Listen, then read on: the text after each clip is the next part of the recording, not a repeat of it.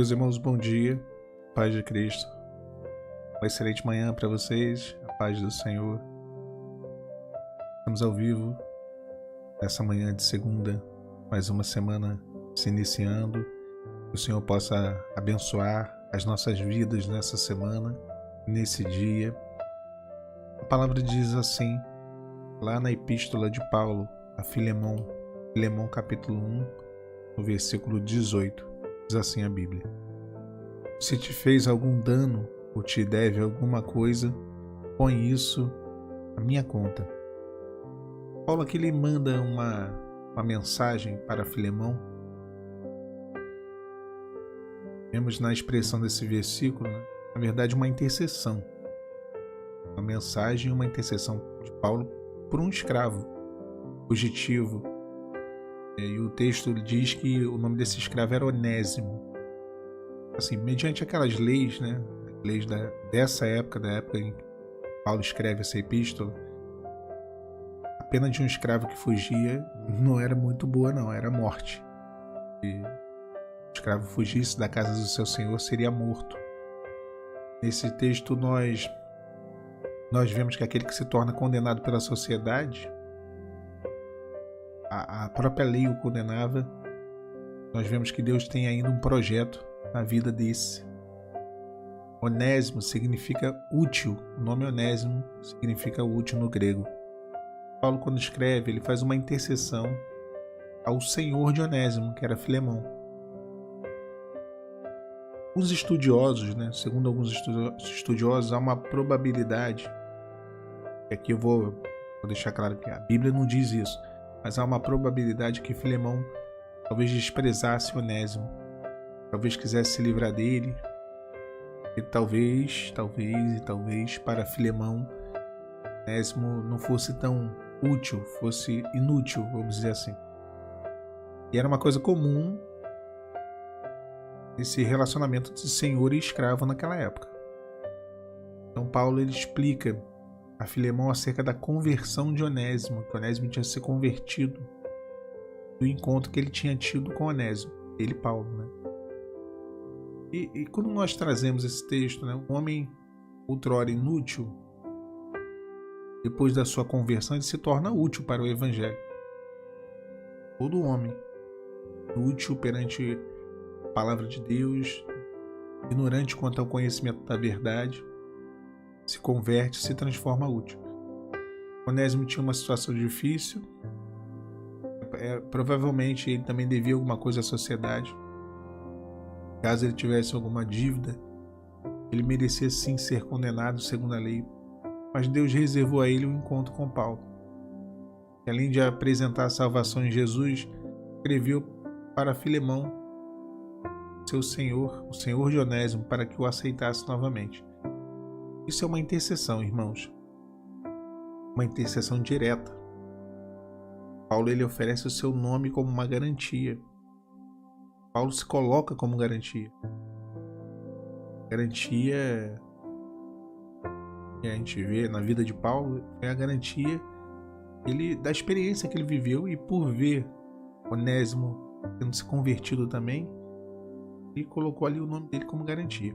Então a nossa intercessão ela tem esse poder de tirar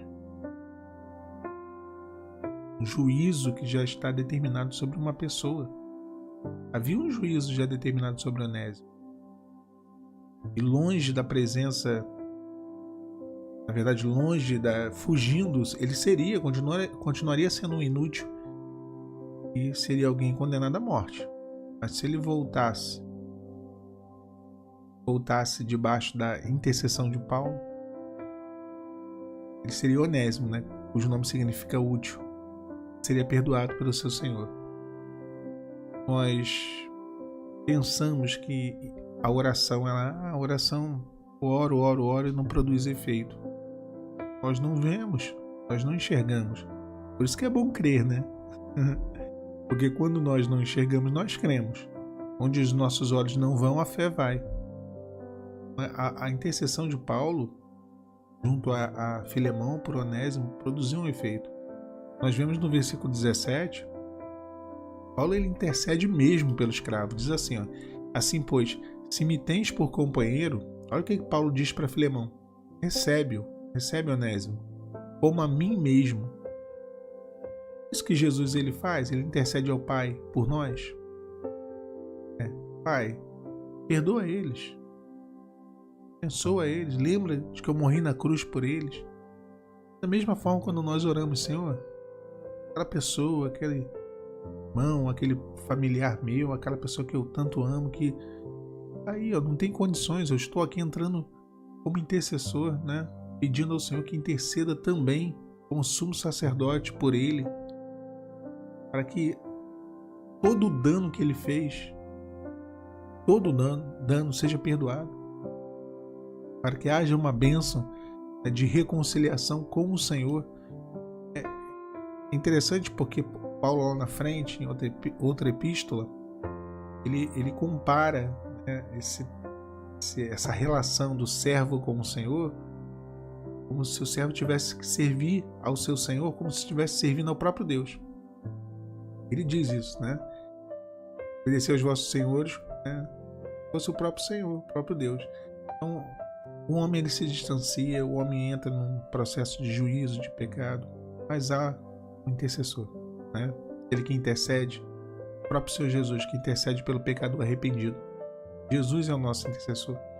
Ele roga ao Pai por nós, para que venhamos a ser mudados, para que o homem venha a ser transformado, para que o homem venha a se apresentar sem culpa, sem dívida do pecado.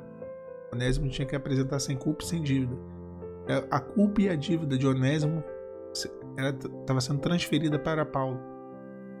É isso, Jesus foi transferido para ele a nossa culpa e a nossa dívida. Quando ele morre na cruz do Calvário, ele diz: o preço foi pago. O preço foi pago. É o Tetelestai. Né? O preço foi pago. Está consumado. Então é essa atitude do Senhor, de pagar as dívidas do homem, resgatar. O Deus que pagou a dívida de Paulo, pagou a dívida de Onésimo. Esse mesmo sangue foi uma fiança. Ele paga as dívidas nossas e as dívidas daqueles pelo qual oramos, resgatando o domínio das trevas, resgatando do juízo, da condenação, da lei do pecado. Essa que é a lei do pecado. E quando nós estamos distantes daquilo que é o centro do querer de Deus, é o que acontece. Então, olha, ore. A coisa pode estar feia demais. Oração, intercessão. É tão bom quando a gente vê Deus ele mudando os cenários através da oração. É tão bom quando nós vemos as coisas pelo qual nós oramos acontecendo. Eu sempre ouço isso de um amigo, né? Ele fala assim: hoje eu vejo acontecer coisas pelo qual eu orei lá atrás, que lá atrás eu pensava que não aconteceria nunca, mas acontece. Tempo oportuno vem a colheita. Deus ele traz a colheita, vem como resposta das nossas orações, nossas súplicas, e o Senhor opera assim. Bom, que nessa manhã de segunda-feira e nessa semana seja uma semana repleta de colheitas abençoadas, de provisão e providência de Deus sobre ti, sobre a tua família, sobre a sua vida. Que você possa viver essa experiência. Que você continue e que continuemos no caminho da oração e da intercessão, ainda que não vendo de maneira imediatista, né? Que a gente quer ver as coisas rápido para ontem, mas crendo que elas estão acontecendo e que o Senhor está assim mudando os cenários, mudando as circunstâncias, mudando os corações, abrindo portas, transformando para aplanar, para criar um caminho para nós no meio do deserto dessa vida. E as dificuldades, as tribulações, para que sejamos vencedores. Seja uma semana abençoada para os irmãos. A paz, Senhor Jesus.